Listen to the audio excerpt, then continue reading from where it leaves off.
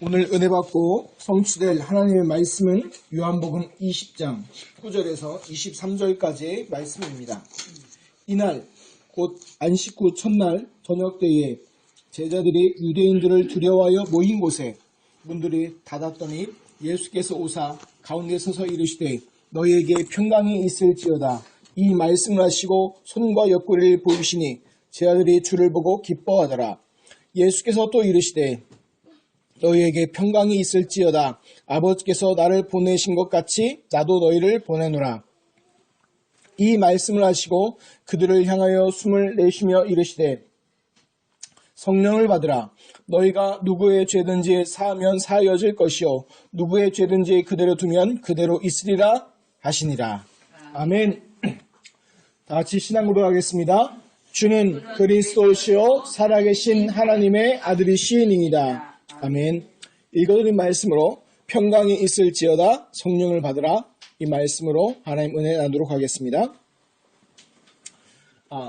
제가 예전에 중국에 여행을 하는데요. 교육자 수련회로 갔는데 거기서 이제 중국식 인사법을 가르쳐 주더라고요. 그래서 중국은 어떻게 인사하냐 하면 그렇게 얘기하더라고요. 이제 앞에 성을 부른대요. 성을 부르고 그 다음에 남자 같은 경우는 이제 큰 형 이런 뜻으로 따거 부른대요.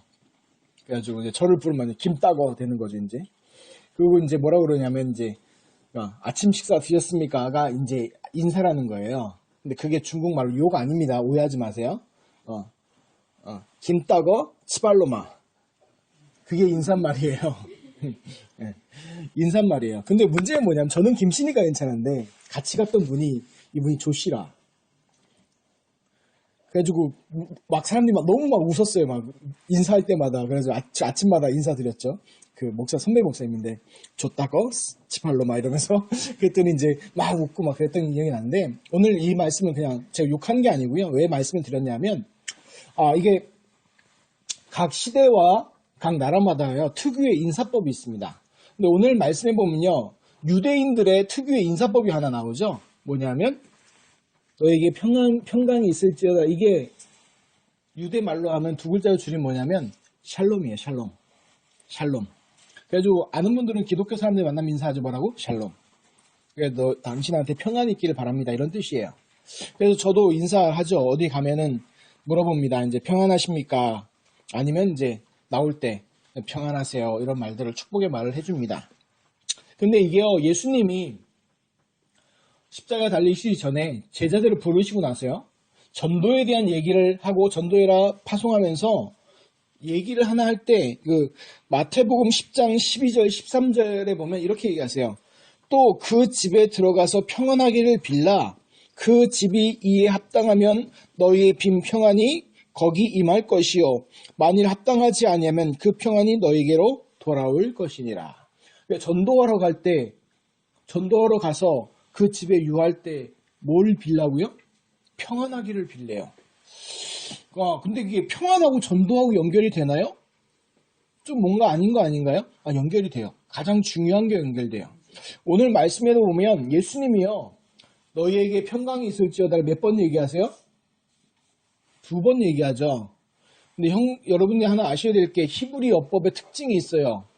2번 반복하면 그건 굉장히 강조하는 거예요. 우리도 어떤 거 강조하면 반복해서 얘기하잖아요.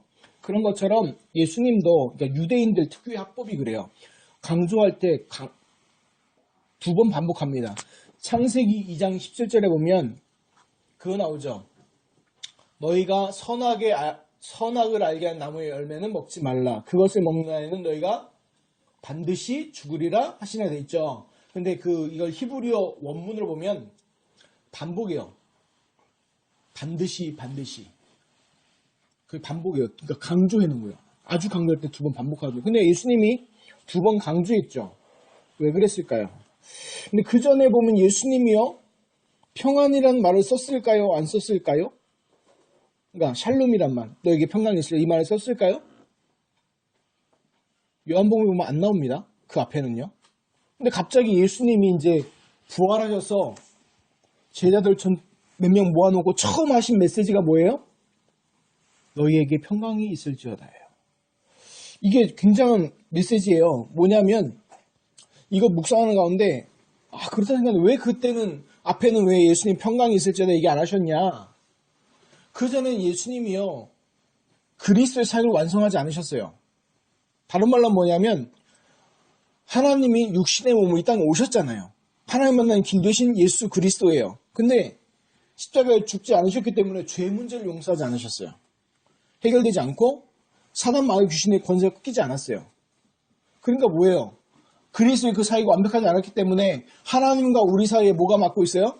죄와 사단과 마귀가 막고 있으니까 하나님과 함께 할 수 없고 하나님과 함께 할 수 없으니까 우리가 원래 인간의 모습을 회복하지 못하니까 평안할 수가 없는 거예요. 쉬말로 그예요. 하나님 떠나 있는데 평안할 수가 있습니까? 이거 같아요. 그럼 무슨 얘기냐? 지금 은지가 태어났잖아요. 은지한테 가장 필요한 건 뭡니까? 가장 필요한 건 뭐예요? 엄마예요, 엄마. 엄마예요. 엄마랑 같이 있어야 돼요.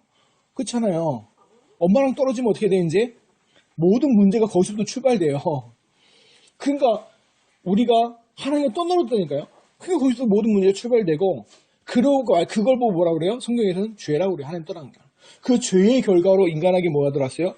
자범죄, 조상의 죄, 자기가 짓는 죄들이 들어와서 저주 재앙이 닥치는 거예요. 그 사단과 마귀에 노예되어 버린 거예요. 이 상황에서 평안이 있을 수가 있겠습니까? 없잖아요. 그래서 안 주신 거예요. 그런데 예수님이 십자가에 죽고 부활하심으로써요. 모든 이 그리스도의 사역을 완성하셨어요.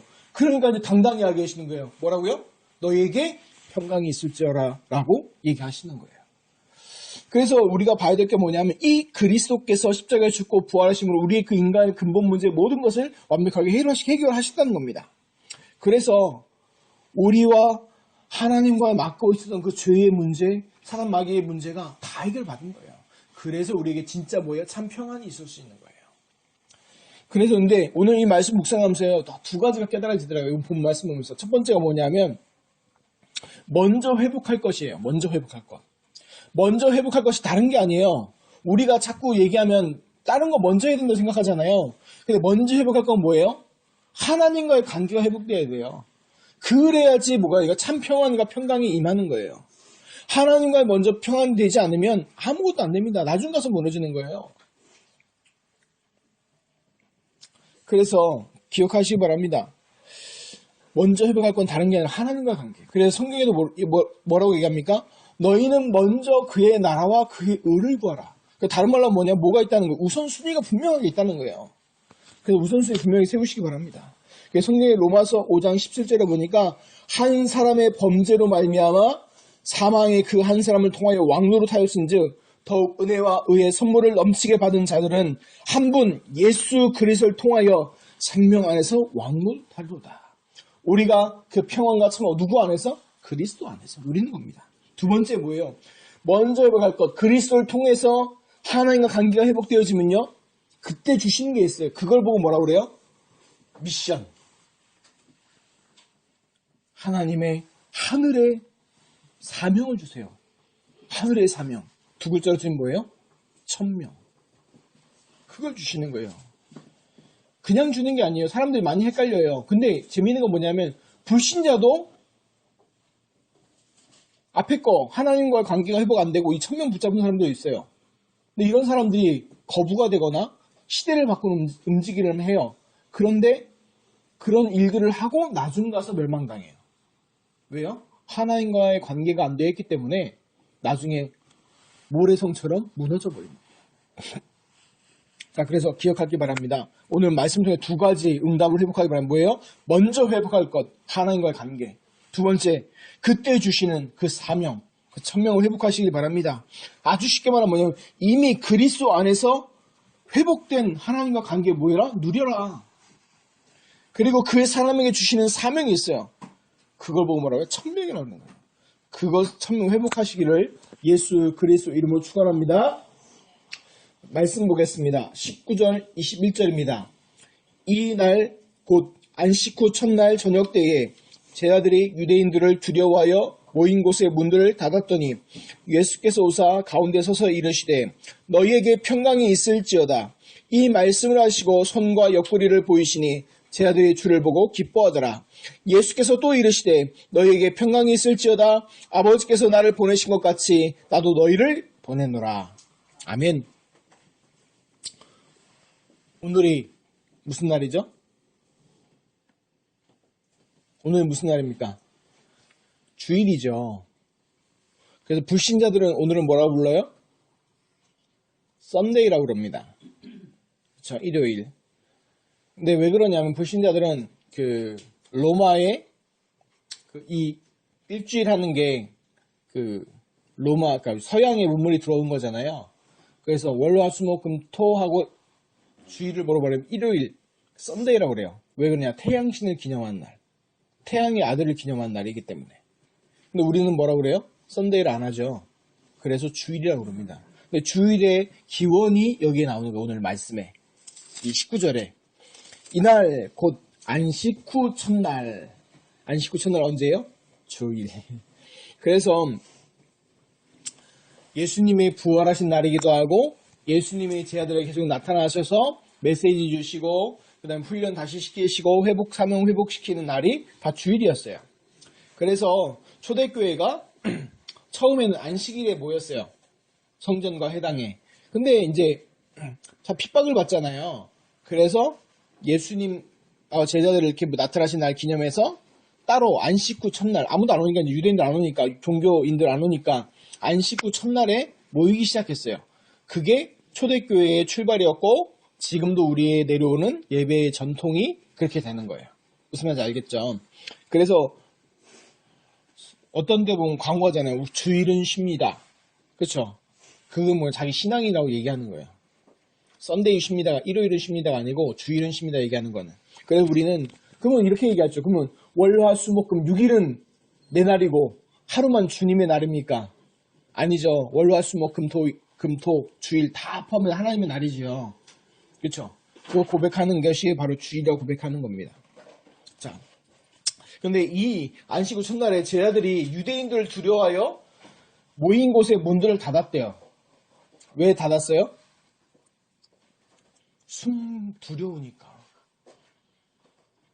예수님하고 다닐 때는 두려움이 없었는데 제자들이 지들끼리 예수님 한 번 빼고 자기들끼리 모여있잖아요. 두려워하죠. 근데 이게 비슷한 장면이 또 나오죠. 창세기에 보면 아담이 선악과 따먹고 마음에 뭐가 들어왔어요? 두려움이 들어왔죠. 그래서 하나님 묻죠. 아담아 아담아 내가 어디 있느냐. 그랬더니 아담이 뭐라고 해요? 내가 두려워하여 숨었나이다. 이 가잖아요. 제자들의 모습이요. 예수님과 함께하지 못하고 하나님의 계획대로 못하니까 어떻게 돼요? 두려워요 숨죠. 그래서 성령 인도 못 받는 가장 큰 증거가 뭐예요? 불안이에요. 불안, 두려움. 그러면 성령 인도의 가장 큰 내적 확신은 뭡니까? 평안함이에요. 문제 해결이 아니에요. 평안함이에요. 하나님이 주시는. 그래서 그 두려움인데 공생의 기간에 예수님은요 자기를 이렇게 표현하시지요. 인자. 자기를 표현해 인자라고 표현합니다. 인자가 직역한 뭔 뜻인지 아세요? 사람의 아들이에요. 사람인 아들자. 사람의 아들이란 뜻이에요. 그래서 완전 인간이신 예수님이세요. 공생의 기간 동안에 하신 게. 근데 이 부활하시면서 이제 뭐 어떤 증거를 보여주신 거예요? 완전 인간이면서 동시에 완전 신이신 하나님이신 그 예수님을 보여준 거예요. 그래서 문을 다 닫아놨는데도 가운데 딱 나타나신 거예요.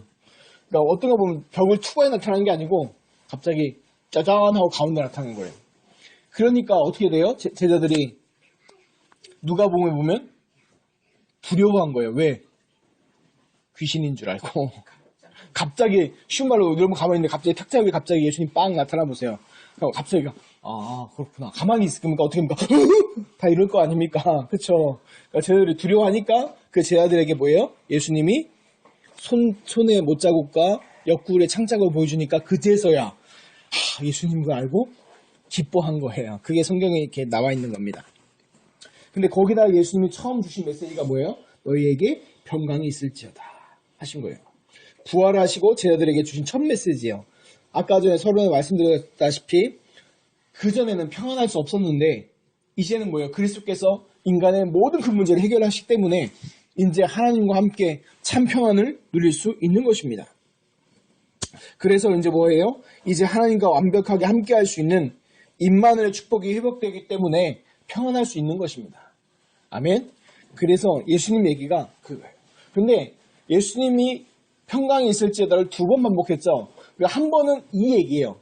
근데 뒤에 하는 평강이 있을지어다는 제가 묵상하니까 좀 다른 얘기예요. 왜냐? 앞에는 보편적 일반적인 그리스도의 완성한 사역을 얘기하는데 뒤에 평강이 있을지어다 뭐냐면 중요한 사명을 주시면서 하는 얘기예요. 중요한 사명을 주면서. 자, 그 다음에 그 사명이 뭡니까? 바로 중요한 사명, 평강. 평강이 있으면서 아버지께서 나를 보내신 것 같이 나도 너희를 보내노라. 다른 말로 보면 예수님이 이 땅에 왜 오셨습니까? 성경대로 하면 예수님 인자가 온 것은 많은 이들을 살리기 위해서 대속물로 주려 함이라 얘기하십니다. 대속물로 주려 함이라. 그 뜻이 뭐예요? 대속물. 대신 죽긴다는 거예요. 원래 인간이 자기 죄 때문에 죽어야 되는데 예수님이 십자가에 죽으심으로 인간의 모든 죄를 다 용서하셨잖아요. 다른 말로 하면 구원의 완성, 영혼 구원하기 위해서 오신 거예요. 예수님. 그럼 우리가 예수님이 이 땅에 오신 이유가 그 구원을 위함 때문이라면 하나님이 예수님이 이 땅에 보내신 것 같이 예수님이 제자들을 보내신다는 얘기는 뭐예요? 우리도 뭐 하시겠다고? 영혼구원에 쓰임받게 하시겠다는 거예요. 근데 그게 내 힘과 내 능력으로 내가 해라는 게 아니라는 얘기예요. 그 앞에 뭐라고 얘기했어요? 너에게 평강이 있을지어다. 그 얘기는 뭐예요? 완벽하게 뭐 하시겠다? 보장하고 책임지겠다는 얘기가 깔리는 거예요. 그게 이제 앞에 평강이 있을지어다, 뒤번에 평강이 있을지어다가 조금 다른 거죠. 그래서 19절에 평강이 있을지어다는 지금 예수님이 죽으시고 두려워한 제자들에게 하신 말씀이라면 21절은 사명을 주시면서 뭐 하는 거예요? 두려워하지 말라 하면서 참 평안을 너희에게 주겠다. 그 얘기입니다. 그래서 조금 다르죠. 같은 의미지만. 그래서 성경을 여러분 잘 보세요. 믿음의 조상들에 나왔던 사람들과 또 실제로 자기 믿음을 지켰던 현대의 인물들 보면요. 좀 뭔가 달라요. 뭐가 다릅니까? 상황 따라 안 갔어요. 자기가 죽어야 될 상황이다? 그러면요. 당당하게 죽음으로 갔어요. 그것도요. 감사하게 여기면서요. 그게 성경의 히브리서 11장의 인물들입니다. 아브라함, 이삭, 야곱. 아브라함이 본토 친척 아비지를 떠나서 내가 네게 지시할 땅으로 가라고 얘기했을 때 지금 여러분들 아프리카 북쪽에서부터 남쪽으로 가든가 남쪽에서 북쪽까지 가잖아요. 그러면 생존 확률이 몇십 프로도 안 돼요. 지금도 그래. 아프리카는 위험해요. 길 가다가 사람 죽여놓고 그냥 땅에다 묻어버려요. 그거 있는 거 다 뺏고. 지금도 그래요. 그러면 아브라함 때는 몇 년 전이에요? 최소 5,000년 전이에요. 5,000년 전이었단 말이에요. 5,000년? 4,000년? 5,000년, 4,000년? 근데 그 전이었으면 더 어땠을까요? 그냥 옆에 지나가던 사람 때리고 물건 다 뺏고 땅에 묻으면 알아요, 몰라요? 몰라요. 근데 지금 뭐예요? 하나님이 아브라함한테 본토 친척집을 떠나서 내가 내게 지시했다고 하라. 그 히브리서 11장에 뭐라고 했냐면 갈 바를 알지 못하고 출발했어요. 갈 바를 알지 못하고. 그러니까 하나님 말씀에 자기 뭘 걸어버린 거예요? 생명을 걸어버린 거예요. 하나님 말씀에다가. 그래서 믿음의 조상이 그 인물에 온 거예요. 근데 그 아브라함이 성경을 잘 보면 그거를 어렵고 힘들고 막 그게 아니고 은혜로 여기고 감사하게 여겼어요. 그뿐만 아니라 다니엘, 요셉, 여러 가지 신앙의 인물들을 보면요. 다 감사로 여겼어요. 또 실제로 우리나라 인물, 일사가고 주기철 목사님이요. 설교 써본 거 보면요. 일사가고라는 그 설교도 보면 우리가 볼 때 일사가고 하니까 대단한 막 피를 부르지는 막 이런 거 할 것 같잖아요. 아니요. 설교 보면요. 다 하나님에 대한 감사, 하나님에 대한 찬양이에요. 희한하죠. 왜 그래요? 하나님이 주시는 그 평안이 많아요. 그 응답을 받으시기 바랍니다. 외부에 따라 흔들리는 평안함이 아니라 흔들리지 않는 그거 침대 선정 같은데 그게 아니라 흔들리지 않는 평안함이 있으시기를 예수 그리스도 이름 축원합니다. 아멘. 22절, 23절 봅니다. 이 말씀을 하시고 그들을 향하여 숨을 내쉬며 이르시되 성령을 받으라. 너희가 누구의 죄든지 사하면 사여질 것이요 누구의 죄든지 그대로 두면 그대로 있으리라 하시니라. 그러니까 22절에 보면 숨을 내쉬며, 왜 숨을 내셨을까요? 굳이 이렇게 표현했을까요? 그거는 뭐냐면 예수님 영으로 부활했다, 이런 사람들이 있어서 그래요. 예수님은 영으로 부활하신 게 아니라 뭘 가지고 부활하셨어요? 육체를 가지고 부활하신 거예요. 육체를 가지고 초월하는 그 존재로 하신 거예요. 부활하신 거죠. 그래서 숨을 내셨다는 얘기는 뭐예요? 그 육체를 가지고 계심을 증명하는 거예요. 그래서 누가복음에 보면은 모두 드세요. 실제로 나중에 요한복음 보면은 식사도 하세요. 환상이면 식사가 됩니까? 홀로그램이 밥 먹을 수 있어요? 안 되잖아요. 근데 실제로 예수님이 숨을 쉬고 숨을 내쉬고 식사를 하셨다는 건 뭐예요? 육체를 가지고 부활하셨다는 그 얘기잖아요. 기절설, 그 다음에 뭐 이제 가현설 이런 게 아니란 얘기예요. 그걸 이제 박아놓은 거예요. 근데 또 하나 뭐냐면 창세기 2장 7절에 보면 여호와 하나님이 땅의 흙으로 사람을 지으시고 생기를 그 코에 불어넣으시니 사람이 생명이 된지라. 그래서 여기 또 신학자들은 뭐라고 해석하냐면 이 숨을 내셔야 된다는 얘기는 재창조, 인간에 대한 재창조를 얘기하는 거예요. 이 제자들도 이제 뭐예요? 그 부활하신, 그전에는요, 쉬운 말로 뭐냐면 오신 메시아만 알았어요. 그러니까 그리스도의 삼중식 중에서 뭐만 믿은 거예요? 삼중식 중에서 선지자 되신 그리스도만 알았던 거예요. 제자들이. 근데 이제 부활하신 예수님을 만나면서 뭐가 바뀌어져요? 예, 다음 주에 보면요, 도마의 신앙 고백이 나오는데 그 전까지만 하더라도요, 예수님을 그리스도로만 고백합니다. 그리스도로만 고백했는데 이 도마는요, 뭐라고 고백해요? 27절에 보면, 28절에 보면 나의 주님이시요 나의 하나님이시니라고 고백해요. 뭐라고 고백한다고요? 하나님이시라고 고백해요. 누구를? 예수님을. 그러니까 결국 삼위일체 하나님과 동등된 분이신데 그 하나님을 고백하기 시작하는 거죠. 이게 달라지는 부분들이에요. 그래서 이 숨을 내쉰다는 게 굉장히 의미가 중요하고, 그리고 이 재창조의 그 축복들도 포함되는 것을 얘기하는 거예요. 그러면서 뭐라고 얘기하세요? 그 얘기가 중요한 메시지가 뭐예요? 뭐 받아라? 돈 벌어라, 구세타해라, 스펙 쌓아라, 공부해라, 인간관계 잘해라, 이 얘기 안 하셨죠? 그럼 뭐라고 하셨어요? 성령을 받으라. 이게 너무 중요한 메시지예요. 우리는 자꾸 뭐라고 해석합니까? 세계복음을 하려면 뭐 해야 된다? 스펙 쌓아야 된다. 세계복음을 뭐 해야 된다? 준비해야 된다. 세계복음을 하려면 내가 돈 벌어야 된다. 내가 세계복음에 인간관계 잘해야 된다. 아니요. 하나님 그렇게 말 안 했어요. 예수님 뭐라고 했어요? 아버지께서 나를 보내신 것 같이 나도 너희를 보내노라 하시면서 성령을 받으라, 얘기하셨어요. 이게 왜 중요합니까? 인간의 능력과 의지와 힘과 권능으로 하는 게 아니라는 얘기입니다. 그걸로 했던 사람을 다 무너졌어요. 그 얘기 뭐예요? 하나님의 능력으로 하라는 겁니다. 바로 더 정확히 표현하면 이거 속에 있으면 하나님이 뭐 할 것이다? 힘 주실 것이다. 그래서 사도행전 1장 8절에 얘기했잖아요. 오직 성령이 너희에게 임하시면 너희가 무엇을 받고? 권능을 받고 예루살렘과 온 유대와 사마리아 땅까지로 내 증인이 되리라 하시니라. 그 말씀 성취가 사도행전 전체고 그 말씀 응답받는 게 사도행전 전체잖아요. 그래서 우리가 중요하게 기도할 게 내 힘과 내 능력으로 하지 마세요. 그래서 어떤 분들이 얘기해줘요.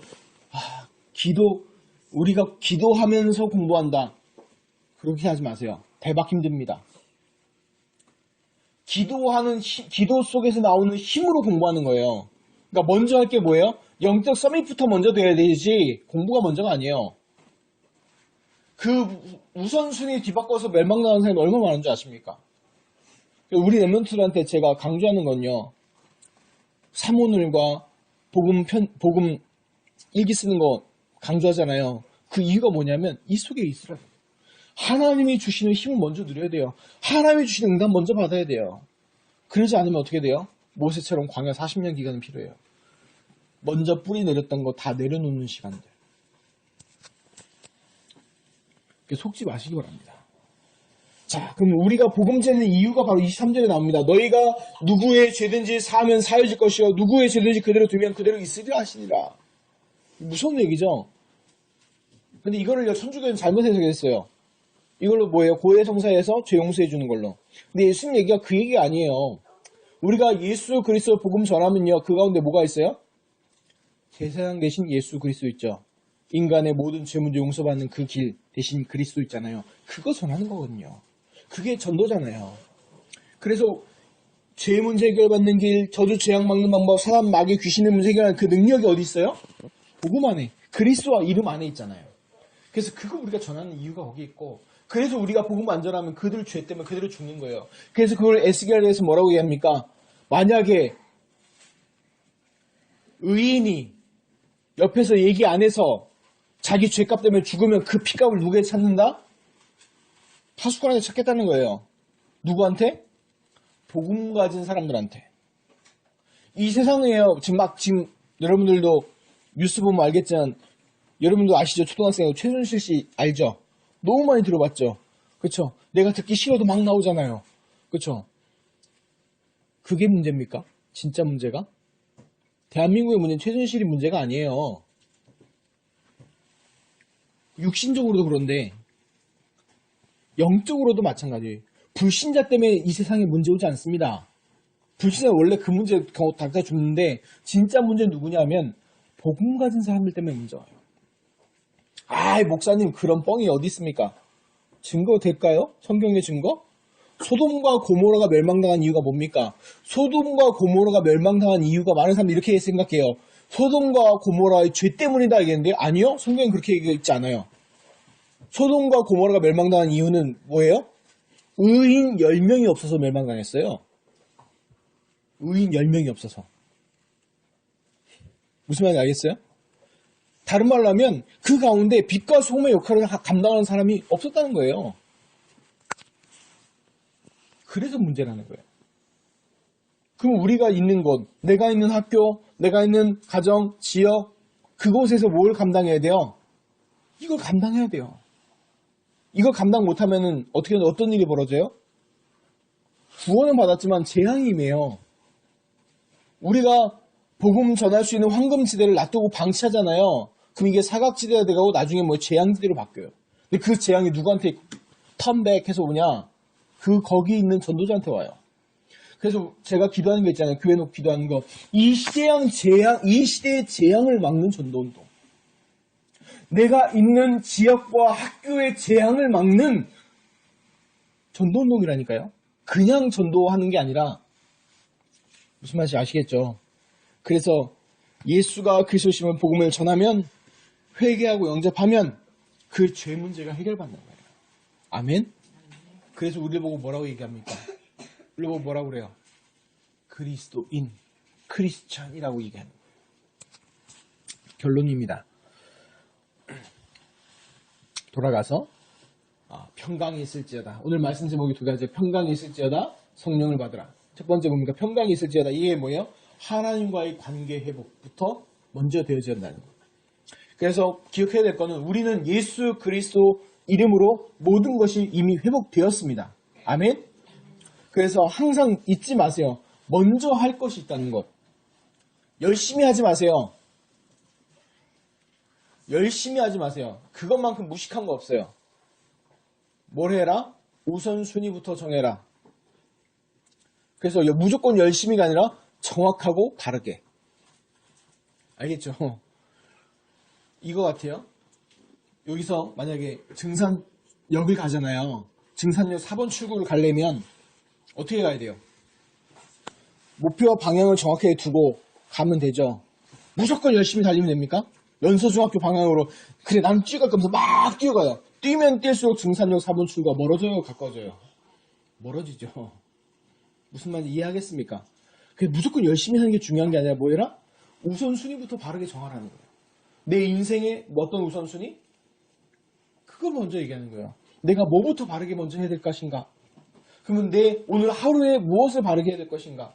그거 하나님 앞에 기도하고 응답 받으시라는 거예요. 그거 하는 게 뭐예요? 사문을 찾는 거예요. 아침에.